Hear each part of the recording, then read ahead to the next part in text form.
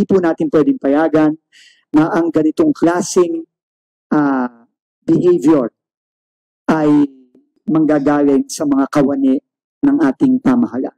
Kahit na po mayroong mga reports, halimbawa, na medyo nakainom po si Mang Bert, no, 57-year-old farmer from Panglao, Bohol, si Ginoong Erifredo Velasco, si Mang Bert, na nakausap po mismo niya si Jojo kasama ng kanyang pamilya sa ospital nung Sabado ng gabi. Kahit na po totoo yun, na nakainom siya, kahit na po totoo na may hawak siyang patalim na I was informed, yun naman po talaga ay hawak-hawak nilang madalas dahil siya nga po ay isang magsasaka, no? At ginagamit yun kapag siya ay nagtatrabaho sa kanyang sakahan.